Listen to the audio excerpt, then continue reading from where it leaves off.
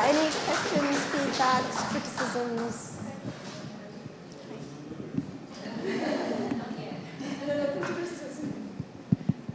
Okay.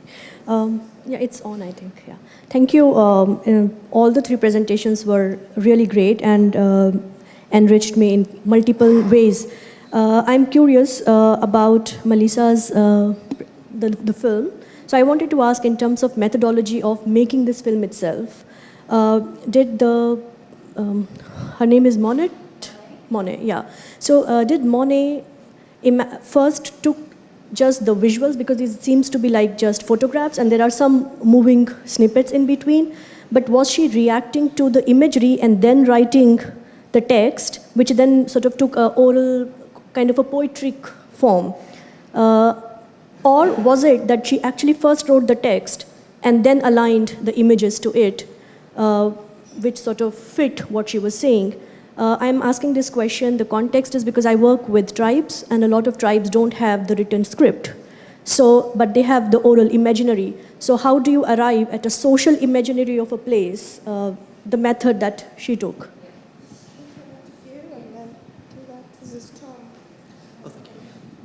Thanks very much.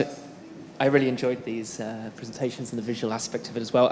The questions for both really, but I guess it relates a little bit more to the app that you're thinking about deploying, because this seems like an incredibly powerful tool, and combined with the filmmaking as well seems really, really interesting. And it strikes me as, it strikes me that something really important here is not just the places where these children go in their daily sort of routines and rhythms, but also the spaces they don't go to, the places they don't access. And particularly given, the dynamics of spatial marginalization, enclavement, even ghettoization in India, which are, have sort of been tracked as intensifying along caste, religious, class lines, etc. It seems that that thinking about that would be an extremely important area. It may well be something you've thought about, but I wonder if you could just expand on that a bit, and perhaps tell us a little bit about on that basis about the demographics of the communities you mentioned there in the previous work. How were those lines, those sort of imagined boundaries within the city demarcated in those contexts? Yeah, thank you. This was very instructive and really very exciting. I've got a question about the app and one about the project. About the app, I thought it is kind of really amazing and very powerful work. It reminded me a little bit of the work I'd done on journalism and how people were using sending press notes and photographs to journalists, especially the kind of vernacular newspapers, in order to mobilize for the repair of infrastructure in the area, saying, there are these pits. So newspapers used to lobby in this way, and it just reminded me of that, but I don't know whether I got it incorrectly. So I was wondering, what is it that makes the tool powerful in terms of negotiating with authorities? Is it because it's unique and cool and new and only they have it and no one else has it? Or is it because it's visual? Or is it about, what is it about, this tool that makes it powerful? If you could comment a little bit more on that. And I wanted to ask you about, I think this is a fantastic project. I'm so really glad you got the funding. And I was wondering in terms of selecting the cities, because smartness, of course, is just a label and it's done in very different ways and it has very different affordances.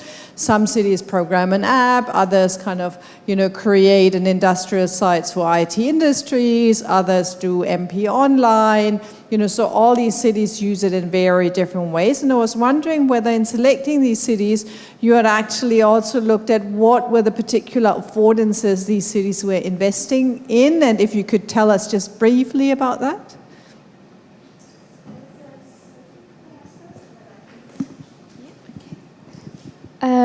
Thank you. Really lovely questions. In terms of social imaginary, if you look at all the films online, they're very different. And so what was one of the things we wanted to do was explore this idea there's no homogenous youth voice. And so you'll see they each have a very different imagination of Hackney and their place in it, how they see the future, their experience of gentrification. It was an iterative process. We did start by storyboarding. So we workshopped, we had the 2.5-day training for geography and visual methods, ethics, and then we had another 2-day workshop with the filmmaker. So we worked with Mouth That Roars, so a professional filmmaker that specialises in participatory filmmaking with young people. So we really, we're not filmmakers, they know what they're doing. And so we worked with them, we showed different styles of films that they could think of, and then we really left it to them to come up with their own ideas. Again, the participatory aspect. They could bounce ideas off us in the team, but we left it up to them, and that's why they're very different films.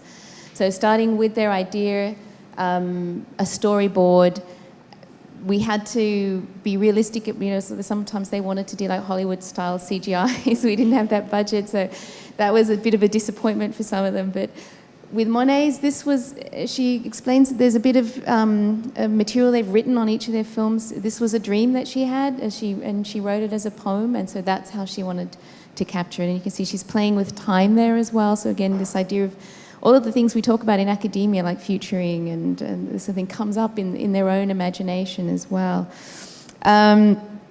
Where they don't go, that's a really interesting one.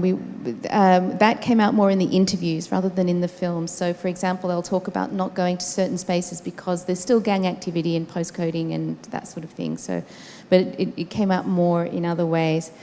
And just maybe, Ursula, just in terms of the power of visuals, for us what was really interesting with this was that we had much more clout, again this word that Sophie introduced, with the council because of the visuals, because of the films.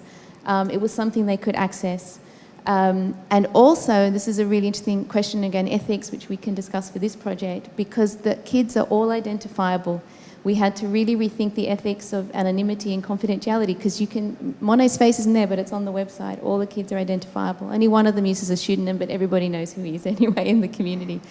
So, and it was because of that the council said, we know these kids, we know their residents, and so we were able to give evidence to council scrutiny commissions. We showed the films to a wide variety of audiences. Means they started discussion with older people. The intergenerational aspect again was really important. There is something about the power of that visual and the recognizability of the young people as being from that area and having a stake in it. But again, I wonder how that plays out in the context of Jalandhar or Nashik or Shimla. Okay, I could probably repeat a lot of what Melissa just said, just a couple of other points though. In terms of the where they don't go, in the first project where we used the Map My Week to track, we could then explicitly see where people are going and where they're not going. And then in the follow-up interview, we then would talk about why they're not going to certain spaces. Or perhaps they were going to a space, but only at a particular time of day to sell fruit on the promenade. But out of those times, they weren't welcome and they were moved on. And it's in the qualitative interviews that all of that comes out. And then in the second project where we didn't track, how do we then think about spaces that they don't go? And one particular moment stands out where they were talking about where they go to the toilet. And the data that came out of the app was they were showing us where they go to the toilet. Basically, they don't go to the toilets because that's where children get raped. So that came out through where they are going to the toilet compared to where they could go. So that was about where they go. Secondly, about using the app as a way of legitimizing young people's voices, and I think that's really come out from the stakeholders that which is it's a real shame, and I don't like it. The fact that young people will only be listened to when it looks cool and it's on a digital platform, but in reality, that's what's being listened to, and not only in India, also here in the UK, with this. My community is now going to be used in the government's garden village developments, and principally because it's cool, it's digital, and people can use it when researchers aren't there. Is also another reason why people are liking it. And then was there a third thing? No, I think that was it. If not, you can ask me in the break. I'm sorry. Thank you.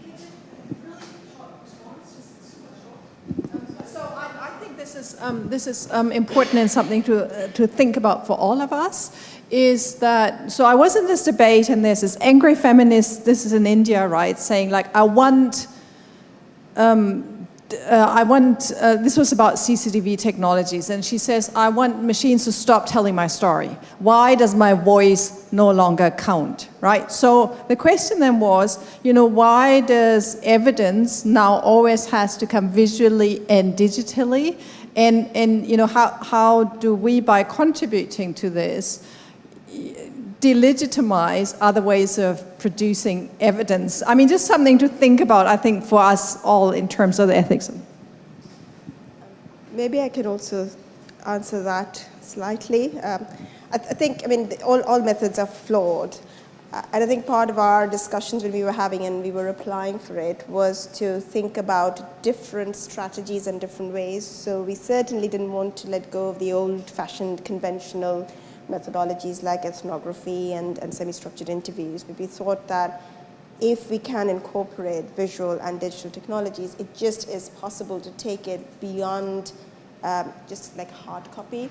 And that was very important for us, not just, of course, to fulfill the criteria of the grant that we show, okay, right, we've got impact, but also I hate that cliched word like voice of the community, but I completely understand and agree with you. We wanted, I think, and correct me if I'm wrong, we wanted to have that like a documentation as well of what changes are going on. So it also then becomes a research resource where people can go back to and use. It's not just, it's not like the Charles Booth maps and they're there in an archive that is actually there openly, visibly accessible, and people can actually interact with it. So that, I guess the public lay interaction with it was very important, and therefore the digital became quite an obvious choice. We completely understand how fraught it is with problems, just like any other methodology is. Now, going back to your question about the cities, I think there's a very easy answer to say that we know at least 2 of the 3 cities very well. But I think when we started, we were looking for Z and Y cities, the really kind of defined in Indian kind of census data as the small tier 1 and tier 2 and tier 3 cities. But I think these cities were also interesting in the sense that they had particular kinds of politics associated with their relationship to the smart cities mission. So Shimla, for example, was not actually initially included. And it was very pissed off when a neighboring city, which is actually smaller and less global or less touristy than itself, Dharamshala, was chosen, and Shimla wasn't actually chosen. So they went through a big process in which they pushed back and said we wanted to be chosen, and then they were chosen later on in round 3, I think. There were 4 rounds. Nashik was interesting. In my earlier project, we actually did quite an intense stakeholder workshop in Nashik, and what came out is that Nashik had again pushed back a lot against the top-down smart cities model, particularly the model of governance that was imposed on them, because it kind of took power away from the city. And they negotiated a way in which they could at least have some representation of locally elected councillors in the Nashik smart cities governance model. So in that sense, Shimla and Nashik were very interesting cities because they were actually engaging in various ways, and the city was showing some kind of agency, whether for or against the smart city. Jalandhar was interesting because Jalandhar was also, it's one of the least known cities, I think, across our research team. But Jalandhar was one of the failures of urbanism. It just didn't have anything. It had, manufacturing had declined. It just barely managed with sports equipment. And suddenly it had this tag of the smart city. So it's looked forward to this investment, and it's sort of transformed with transport and a lot of things that it wanted to do to improve itself. So each of these cities, apart from the basic criteria of having be tier 2, tier 3 cities, also had particular kinds of relationships that were in tension with or in collaboration with the smart cities model. But of course, there'll be many other cities that you can easily choose. Also because Sanjay and Rito have very good contacts there, so local partners who we know that we can work with and actually make some impact on ground was important for us, rather than going somewhere where we hardly know anything or anyone. Maybe I should just add, I think that's a really important point. One of the things also which I think Ayona mentioned is that we are working with 3 different NGOs who are not kind of social work NGOs, but so one works on housing rights, the National Hawkers Federation, which actually looks at interested in what is going to happen to street vendors once so-called smart cities programs effectively say that what we need are beautiful cities which don't actually have street vendors, right? So what is going to happen to informal labor? So some of the critical political aspects, at least from our point of view, me as an anthropologist and historian, sociologist, geographers, have to do with what do these large schemes from the top, how do they articulate with the work of organizations, the NGOs that we're working with, who are in many ways quite often critical of the smart cities. So what happens to the National Hawkers Federation, it is interested in our work in terms of what can we tell it about how can we help it further its work so that its constituency is not marginalized from the whole smart city idea.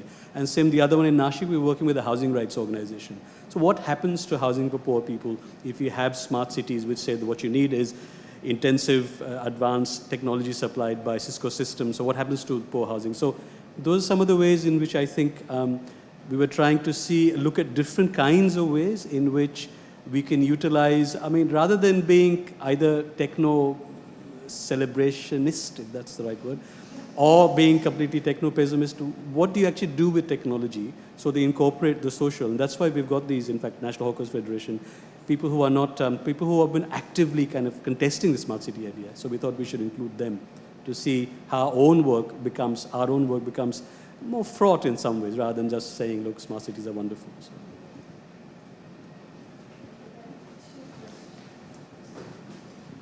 Maybe just a reflection that well, my name is Biposhi. I am a PhD student at University of Sussex.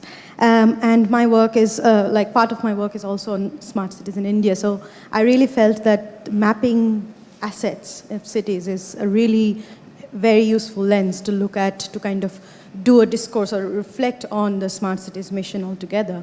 And the kind of the comparative analysis that you're trying to do is really, I think it's really valuable that you can then, through this lens of assets, you can also kind of try to compare how assets, or when I say assets, it's also the intangible things that I'm really I feel really interesting that you can pick on, and that you can compare between cities. So how different cities define their tangible and intangible assets, and at the same time, I think there is also a value to kind of think about how assets are defined by different groups, social groups, right?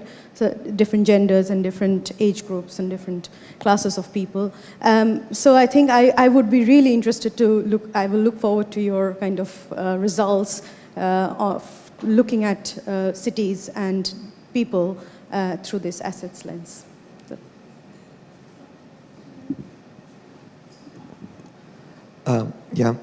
Thank you for the presentations.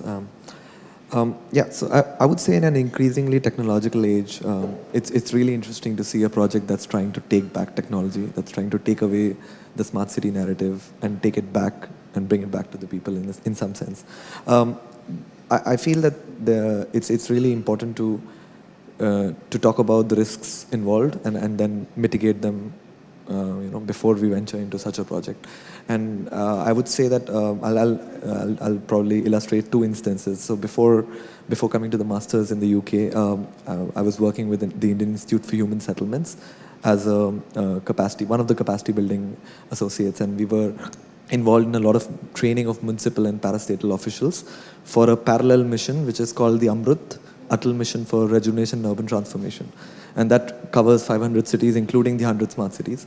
And in some of those discussions and ensuing conferences, etc., there was this instance when one of the smart city officials from a central Indian state got up and said, that the use of technology is extremely important, and had an extremely patriarchal imagination of the same, saying that I can even now find out where my daughter is going and whether that's. And I'm just the only reason I'm illustrating this is because I think that what we need to understand is that if India has a lot of its a lot of its traditional structures and cultural constraints to imaginations associated with technological enterprise and futures, urban futures associated with it, then on the other hand, when we are taking back some of those technological means, I feel that whether it's mapping or whether it's visual media, I think it's essential that we also then try and find shortcuts in which you can, at some level, take back caste, creed, gender, and the associate, and kind of mediate the potential. Another instance that I wanted to kind of relate on this is that one, obviously Indians don't have that many smartphones. Usually they have feature phones or general phones, but on the other hand, the ones who do have the smartphones are usually the male members in the family. So the moment we kind of adopt a app-based system, I'm not sure whether, you didn't really mention whether you're using giving your own devices, but I'm assuming that the app might live further than the project. And in such a scenario, there are genuine dimensions of thinking about who will have access to it and stuff like that. Yeah, thanks. That's a really great comment. Thanks. I haven't heard mentioned the most innovative mapping experiences that I've come across, and that's where it's federations of women's savings groups in slums and informal settlements, or the National Slum Dwellers Federation, where they've taken the responsibility of doing this very careful documentation. And so the priorities that arise are their priorities. The data they collect is data they choose to do. And I don't know, this is where my huge ignorance, I think NASIG has Mahila Milan active in it. And if they choose to be allies, they're amazing allies in mapping informal settlements and all the spaces where it's quite difficult for us to go. Thank you. Thanks for all the really useful comments. I believe we're into tea time. Jerry. If you're into lunch, I can make it late. I agree, David. I think Mahila Milan, the National Slum Dwellers Federation, is really sort of have had long histories of this type of engagement with the city. I was one of the points that really sort of drew my attention in all three of your presentations was this inherent tension that you sort of allude to in all of your contributions this morning between the idea of smallness, which could be seen from a geospatial kind of a sense in this tier 2, tier 3 size of the city. But that's inherently in sort of tension with the sense of a playground from a child's view, which could be the entire universe of unsupervised space. And I think there's, alongside this type of contribution of working with slum dweller federations, for instance, which I think this project can contribute greatly, is to bring these conversations from the perspective of youth and children. Melissa used a really interesting phrase. It's, urban generation is through the eyes of adults. The Smart City mission in India is very much through the eyes of adults, and it's struggled with, and yeah, there's a gendered component there as well, and it really struggles with this idea of what a child-centric view might be. There's things around child-friendly cities, but it's a real painful conversation almost. And there's a great deal of impact that this work could have. Just two reflections on that point, and it relates to what we might have been at the same event where he said a smart city in India is one where we can track all of our children. And the second one was I was meeting one of the heads of one of the state smart cities, if that makes sense. And he said the way that we're going to make a child-friendly smart city is by putting interactive blackboards in all of our classrooms. Also not a good smart city idea. So yes, we have a lot of work to do, I think. Yeah, just to add on that, I mean, these are fantastic comments, and please keep them coming because they help us refine and finesse. Particularly your comments, Sahil, and also David and Jenny. Want to work with as many people as we can in Nashik, and I think we have a partner there, and that's just kind of an inroads, and we will expand. We had in the earlier project where I did a workshop in Nashik, we did have Mahila Milan coming there, but they didn't really mention doing digital mapping there. But they do have a lot of informal settlements that they're working in, and we'll certainly look forward to. Also with Nashik, there's quite a few organizations that are doing local environmental impact. So they're trying to work with the communities to improve kind of things like local depletion of water bodies or depletion of forest cover and things like that. So we obviously will keep it expanding. And yeah, so if you have suggestions, please send them to us if you wouldn't mind sharing your contacts. Sahil, your point is really interesting because I'm kind of struggling with that in another project which is on violence against women and disconnected infrastructures. And we have come across this issue again and again and again where the smart city and the safe city becomes one and the same when you start using smart safety apps. And the use of smart safety apps means that, yes, you can monitor every family member, and it's exactly like you said, these are mobile phones that are used mainly by the male members of the family. I think, yeah, we have to be very, very careful that it's not co-opted in this case. Also, I think the way that we are planning to customize it will have a different set of parameters than the safety apps do. So I think, again, this is the tension we will have to constantly confront between the top-down smart city and the bottom-up, because the smart, safe city is always about CCTVs, it's about safety apps, it's about surveillance, whereas the actual experience of safety and gender experience of the cities, obviously, we know are different, which we can incorporate in our customization of the app. So hopefully, and the same thing applies with caste and all the other kinds of social identity markers, the intersectionality of identities as you experience urban spaces. So I don't know how much we can capture it, but again, there are different methods we're using. There's ethnography, there's interviews, and if they don't get mapped with the app, they will certainly get mapped through other methodologies. And then our aim is to bring it all together and think through ways that these tangible and intangible assets themselves are very fractious and full of tension across. Sorry, but my comment was also in terms of the eventual animated infographics that will come out, because they will also go back to the policymakers and planners. Being a planner myself, I know how that portion works, and the immediate results will be trying to translate that directly back with those regressive, mindsets. Yeah, I mean, it is hard, and we know, I mean, the cultural context the political context is difficult and can be challenging.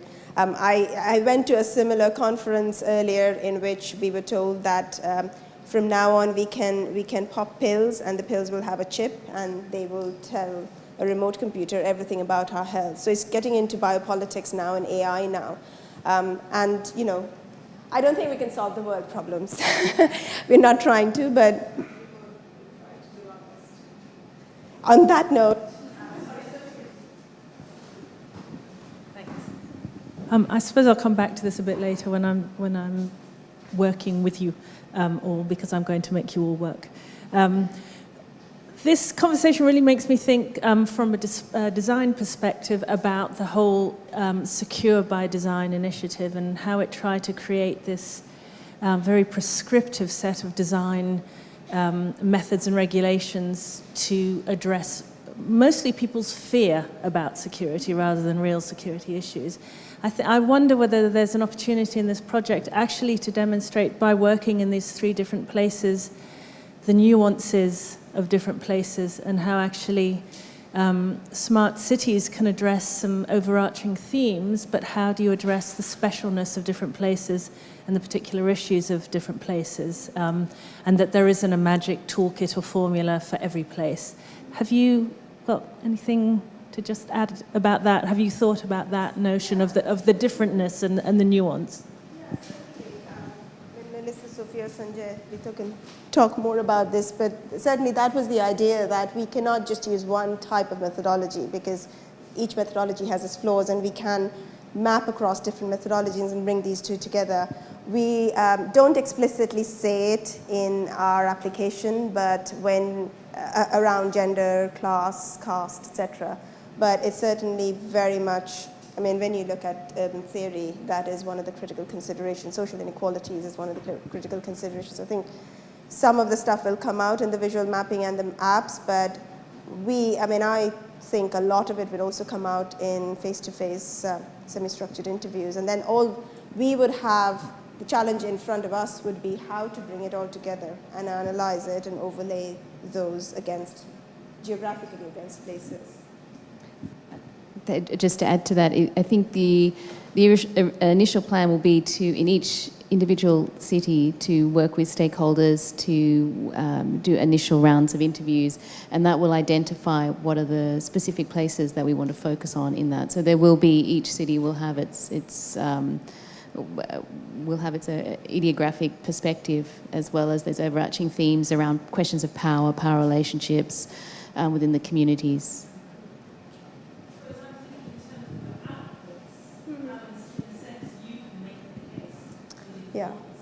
Yeah. It's, we will make the case. How far that case will be taken up is another question. That is outside our control.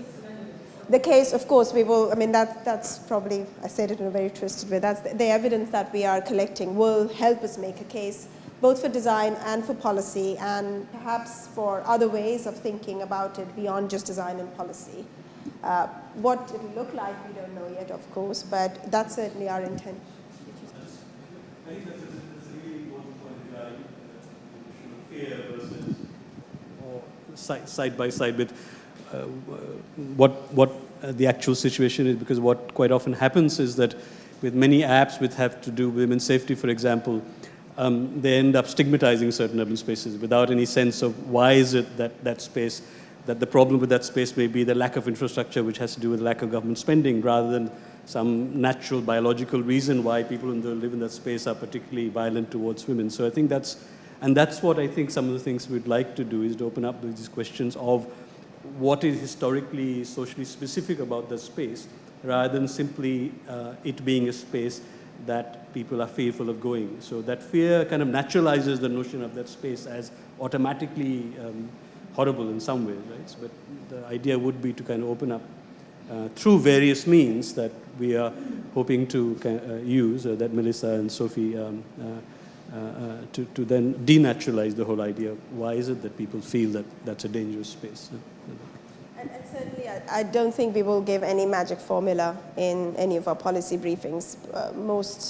Most likely, it will be a series of questions that planners or policymakers will have to answer in order to think through these issues, rather than saying, this is what you must do, which is what the CEPTED, it's CEPTED that you're talking about, right? Crime prevention through environmental design is kind of a big sub-discipline within planners and built environment professions. Yes, and they have a toolkit of high walls and lit up roads and that sort of thing. Yeah. And we're definitely not going into the CEPTED territory. So I think we're going to maybe, this is pure speculation and it depends on what we find, but it's probably going to be a series of questions to allow planners and policymakers to think and ask questions that they haven't asked before through the set of infographics.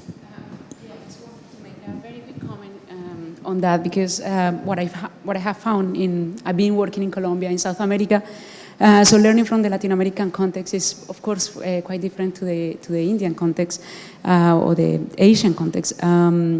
I basically just want to I've been thinking about how I had to change a lot of stuff, a lot of different methods that I was planning to implement in Medellin.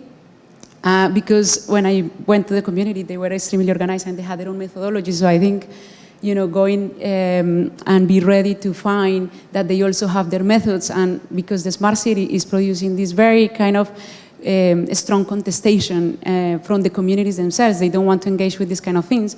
So going with methods is going to make them more aware of more skeptical about participating.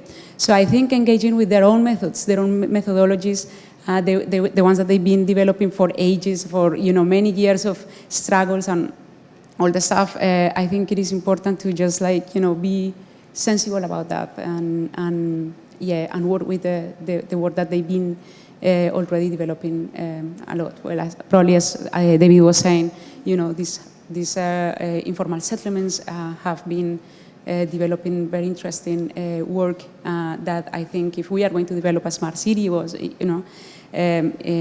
need to bring them into perspective.